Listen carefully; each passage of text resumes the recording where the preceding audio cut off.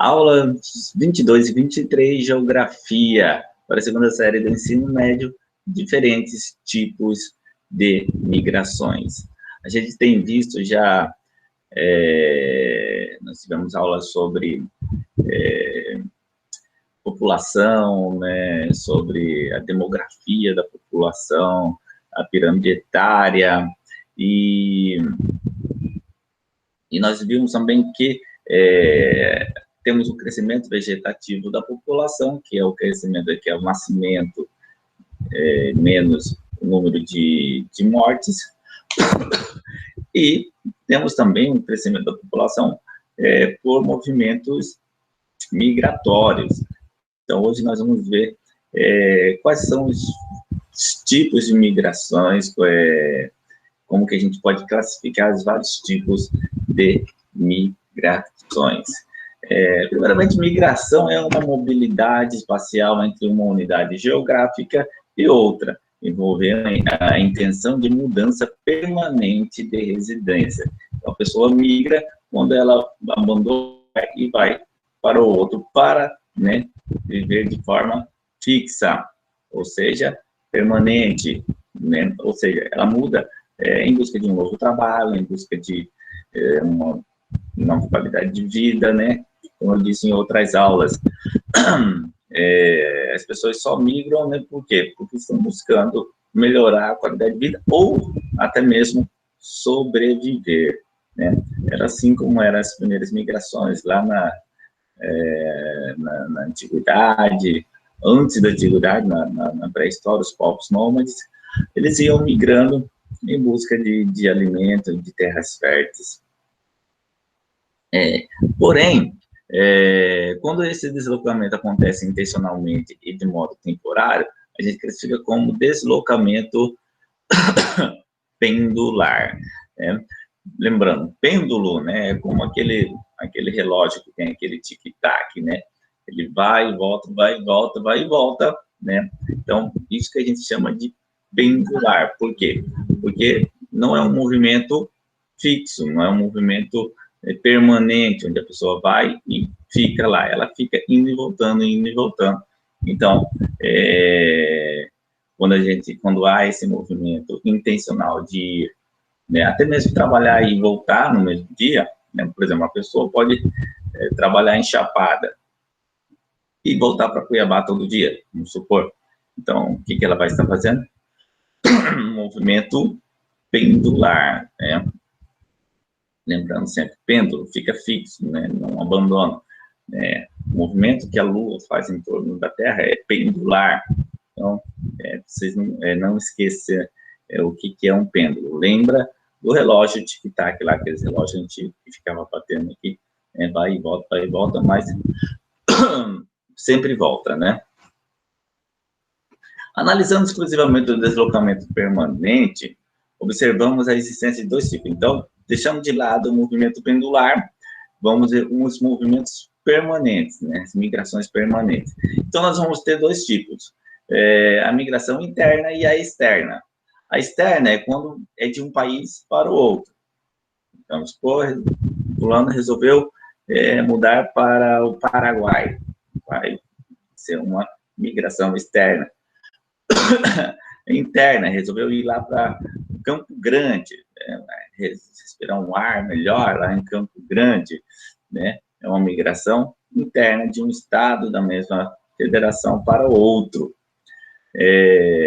A gente viu muito, por exemplo, essa migração aqui externa dos portugueses que vieram para cá durante a colonização, dos africanos que vieram para cá obrigados, né, porque vinham como escravos. Depois, numa leva de imigração, quando vieram alemães e italianos, né, para servir de mão de obra na agricultura, substituir a mão de obra dos escravos, depois que acabou a escravidão, lá no início, final do século XIX, início do século XX. E a migração interna, a gente tem muito, né, um exemplo, nós temos dos nordestinos, né, que migram de forma interna no país para para o Sudeste, às vezes até aqui para a região do Mato Grosso. E o que eles estão buscando? Sempre buscando melhor qualidade de vida, né?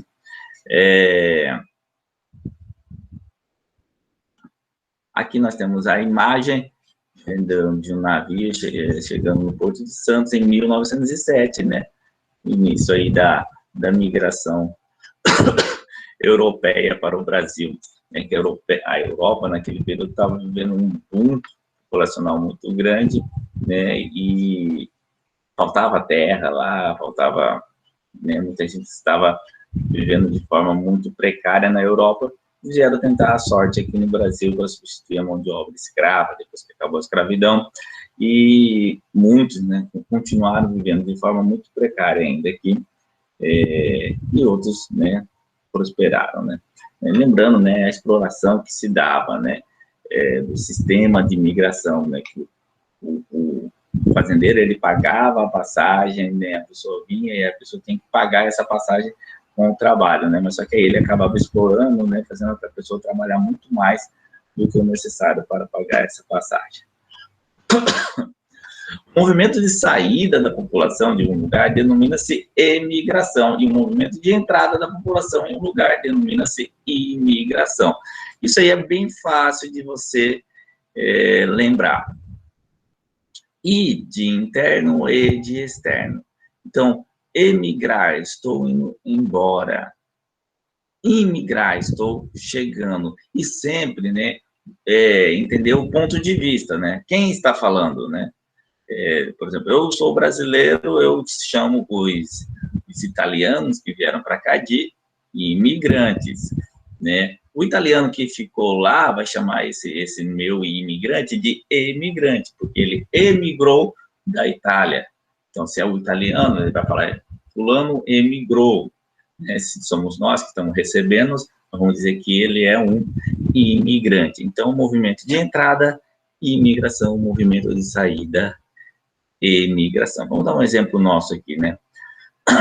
Os haitianos, os venezuelanos, os bolivianos que entram no nosso país são imigrantes,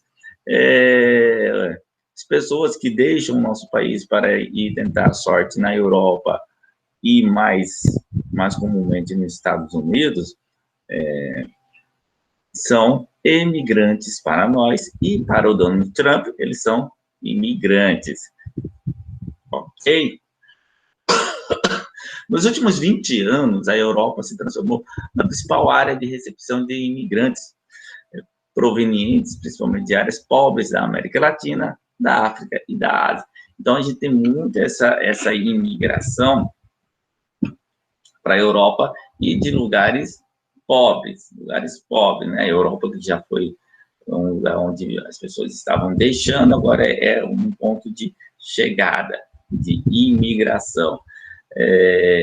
Muitos na África, a gente já viu aí, chegam lá na Itália, né, pelo mar Mediterrâneo, existe uma grande crise migratória lá, dos países também, não só países aí pobres, mas também países em guerra, ali no Oriente Médio também, que tentam a sorte,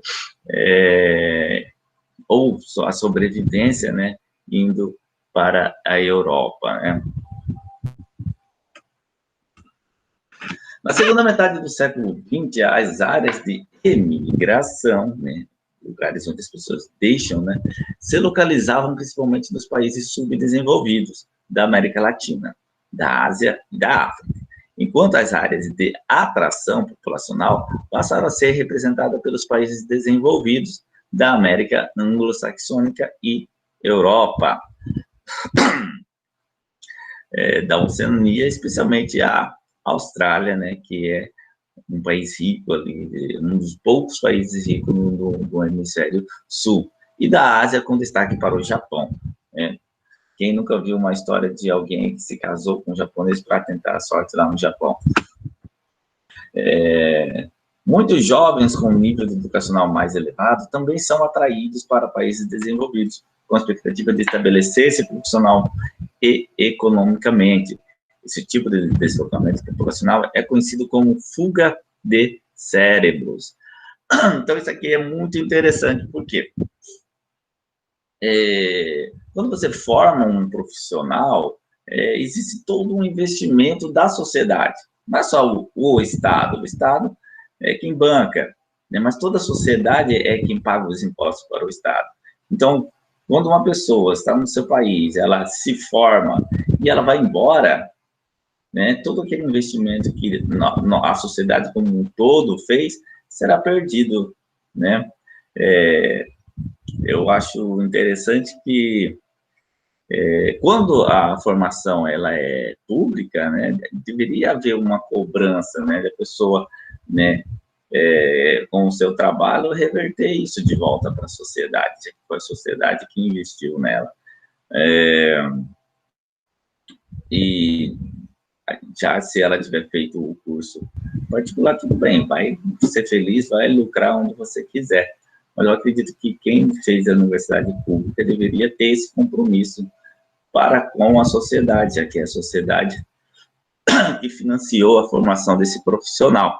E muitas vezes, né, se forma esse profissional e ele vai trabalhar em outro lugar do país onde, né, ele possa ficar mais rico. Um exemplo dessa fuga de cérebro foi durante a Guerra Fria, quando existia a União Soviética, né, e aí na Alemanha, a Alemanha Oriental, né, as pessoas fugiam para o lado ocidental para ganhar dinheiro do lado capitalista. Por isso que foi criado o Muro de Berlim, né? Mas qual era o problema? O lado socialista formava esses profissionais, né, para atender esse Estado socialista, e eles iam embora, né? E aí era exatamente essa tentativa de evitar essa fuga de cérebros, né, que foi construído o Muro de Berlim. O Estado socialista que faz isso também é Cuba, né, porque lá eles têm uma formação educacional muito boa, né, um dos melhores de medicina do mundo, né, e aí às vezes a gente fala, é muito arbitrário, né, o Estado cubano fica com parte do salário, né, mas foi o povo cubano, né, que investiu na formação daquele profissional, né. Então, se for assim, né, fica complicado para um Estado investir na formação de profissionais, sabendo que ele depois vai embora, né, sabendo que a formação de um profissional, por exemplo, na área de medicina, é caríssima. A imigração de brasileiros é hoje um fenômeno relevante devido à quantidade de brasileiros que se deslocaram para outros países. O destino desse fluxo é bastante diversificado, com destaque para os Estados Unidos, país que recebeu brasileiro nas últimas décadas, né? Muitos brasileiros vão para a América, e muitos nem é fuga de cérebro, não. Muitos vão para fazer trabalhos subalternos, né? Fazer trabalhos que o estadunidense não quer fazer, como limpar vidraça, limpar privada, fazer entrega, né? Eles adoram o motoboy brasileiro que chega rapidão a comida. Então, nem sempre é uma fuga de cérebro. Porém, essas pessoas elas vão para lá e acabam vivendo muito simplesmente e acabam, né, melhorando de vida aqui, né? Muitos têm um planejamento, por exemplo, de não fazer uma migração permanente, mas uma migração, por exemplo, durante 5 anos. Durante 5 anos, eles ficam lá trabalhando e enviando dinheiro para o Brasil. Lembrando, né, que eles vão receber em dólar, e aí, então, tudo que eles receber vai multiplicar, no caso agora, por 5,30, mais ou menos. Então, o pouco que ele recebe lá para os padrões daquela sociedade é muito para a nossa sociedade. É mais ou menos o caso do boliviano aqui. O boliviano vem aqui e trabalha por meio salário mínimo, até menos do que meio salário mínimo, trabalhando jornadas exaustivas, né? Mas quando ele recebe, manda o dinheiro lá para a Bolívia, esse dinheiro na Bolívia vale bem mais do que aqui. Então, a ideia é ele, né, não adianta uma pessoa ir para os Estados Unidos, né, querer ter um padrão de vida de luxo lá, porque aí não vai conseguir guardar dinheiro, não vai conseguir mandar dinheiro para o Brasil. Então, a pessoa vai, leva uma vida bem simples, né, praticamente só trabalha, e de vez em quando vai no ponto turístico, tira uma foto e manda para os parentes aqui para dizer que está tudo bem, mas a pessoa está ralando lá, e aí depois quando volta aqui para o Brasil, né, vai conseguir abrir uma empresa, vai conseguir comprar caminhonete, vai pagar de bacana, porque acumulou bastante dinheiro dentro desse trânsito cambial, né? Ele recebia muito pouco lá, mas quando ele manda para cá, esse dinheiro acaba se multiplicando já na conversão de dólar para reais. Então, a grande maioria são as pessoas, muitos vão de forma ilegal, né? Muitos estão sendo aí deportados pelo Donald Trump, né? E tem uma parcela, né? Uma parcela mínima que entra naquela categoria de fuga de cérebro, que são pessoas que têm uma formação muito boa, né? E vão trabalhar nas empresas de ponta lá nos Estados Unidos. As migrações forçadas provocadas por guerras ou por perseguições políticas e religiosas levaram ao longo do tempo a um grande aumento do número de refugiados, né? Foi o que eu citei agora há pouco, né? Muitos chegam à Europa ali fugindo das guerras ali no Oriente Médio. Então, esse tipo de migração é uma migração forçada, a pessoa tem que abandonar tudo, né? Para fugir da guerra. Refugiado é uma pessoa que teve que abandonar o seu país por motivos de perseguição étnica, religiosa, de nacionalidade, de opinião política ou por pertencer a um determinado grupo social. A xenofobia. Xenofobia é uma palavra que significa aversão ao estrangeiro. Baseia-se em um discurso irracional, sustentado principalmente por ideias de nacionalismo e discussões sobre crise econômica. Então, quais são os principais argumentos dos xenófobos, né? Esses caras estão vindo para cá para tomar os nossos empregos, né? Por exemplo, quem pode odiar o boliviano que vem para cá? A pessoa que, né, vai trabalhar aqueles empregos subalternos que eles estão tendo, essa pessoa vai perder esse emprego para esse boliviano, já que esse boliviano vai aceitar trabalhar por R$500 e ele queria trabalhar por pelo menos um salário mínimo, né? Então, questão econômica e irracionais, como, né, eles vão contaminar a nossa sociedade, né? Ideias preconceituosas, né?